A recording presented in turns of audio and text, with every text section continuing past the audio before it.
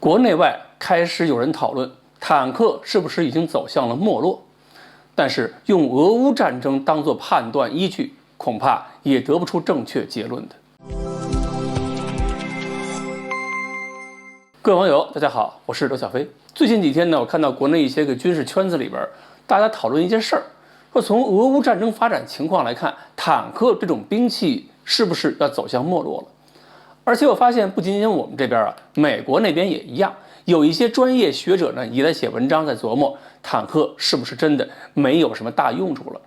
这个文章写的是嘛，坦克已死，标枪万岁啊！而且不管是国内那些圈子里的爱好者，还是美国的研究人员，都有一个同样的依据，就是现在的反坦克火力发展太快了，坦克已经不可能有效的防御这些威胁。未来战场上，坦克会成为生存能力很差的明显目标，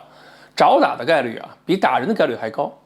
当然，有人不同意，认为坦克作为机动性、防护性还有强大火力的合成体，战场上还是能够形成巨大的压力，尤其是进攻作战中仍然必不可少。认为坦克过时的呢，主要是看到了俄乌战场上各种反坦克导弹对坦克的杀伤效果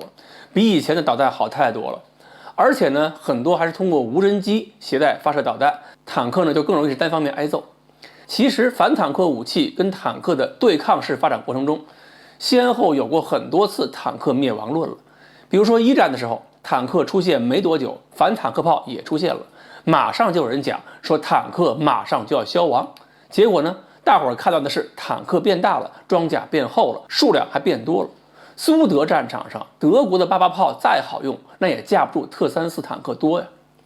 后来反坦克导弹出现，中东战场上苏联造的 AT3 萨格尔反坦导弹又让人感觉到反坦克武器占了优势，几个步兵就能够轻易躲起来，远远的要坦克命，然后大量坦克的使用几乎干掉对方一个装甲旅。而且呢，随着导弹的发展，还可以利用导弹的射程优势。1991年海湾战争中的时候呢，法国军队用直升机2个小时轻松就击溃了伊拉克一个整装的重型装甲师。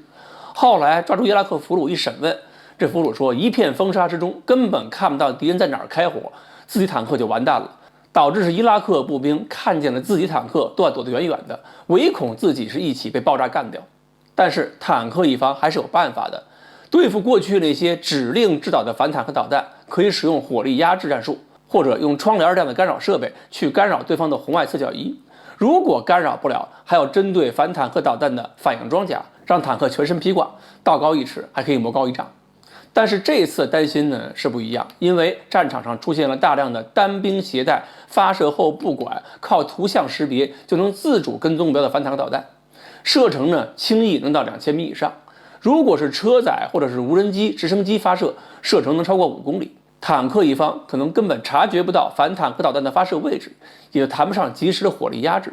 而且现在呢，好几种反坦克导弹都是攻顶的，打的就是坦克顶部最薄弱的装甲，只要挨上一发，任何一种坦克顶装甲都扛不住。所以这次俄乌战场上，标枪这样的导弹就给坦克造成了严重损失。但是我感觉呢，用俄乌战场当作判断依据其实也不合适，因为俄军也好，乌军也好，他们的坦克毕竟是当年特64、特72技术上发展出来的，不见得能够代表未来坦克的发展趋势。而俄军作战前期呢，战场侦察、信息化水平还有兵种的配合方面都严重不足，战场情况把握不住的话，对方的伏击机会肯定就多。另外还有地形、气候环境以及作战样式的影响，俄军呢也就没有办法像二战那样铺开阵型，摆出大数量优势，不计代价去碾压对方，只能是少量对少量，而这种少量对少量就给了对手足够的时间和空间去零敲碎打牛皮糖。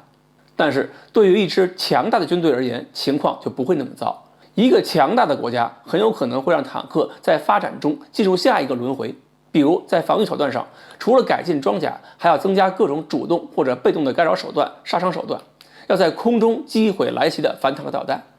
这个技术呢，中国、法国甚至韩国都已经有了。新一代坦克可能就不是一味靠自己的装甲去死扛，而且呢还有别的发展思路，因为车辆体积和重量限制，装甲肯定没法一直加厚。那么如果对付不了最新的反坦克弹药，那么未来坦克也有可能反而要减轻一下装甲，能够对付40毫米、57毫米这种中口径穿甲弹就足够了。减轻重量还可以增加传感器，还有干扰拦截手段。那么武器呢？除了传统的坦克炮，还可以是无人机加炮射反坦克导弹，也利用射程发挥自己的优势。反正呢，如果是过于轻视装甲防护，那只不过是给对方作战减轻负担罢了。另外，有些国家觉得呀，自己就算是保留坦克，数量也不会特别多。现在手头上的将军都比坦克多了，战场上那些坦克一股烟就没了，所以他们索性要把坦克换成重型步兵战车。这种小国呢也是没办法，有的时候只能做单选题，比如英国。而中国、美国这样真正的大国不一样，这些大国要面对未来更多的战场，而且也有解决问题的思路，最后可能就是让坦克脱胎换骨，不仅仅是进步，而且是要进化。毕竟我们还用不着学某些国家做单选题吧。好，关于俄乌战后坦克会走向消亡，还是在不同的国家有不同的发展思路，今天呢我们就聊到这里。欢迎大家继续关注我们的栏目，我们下期再聊。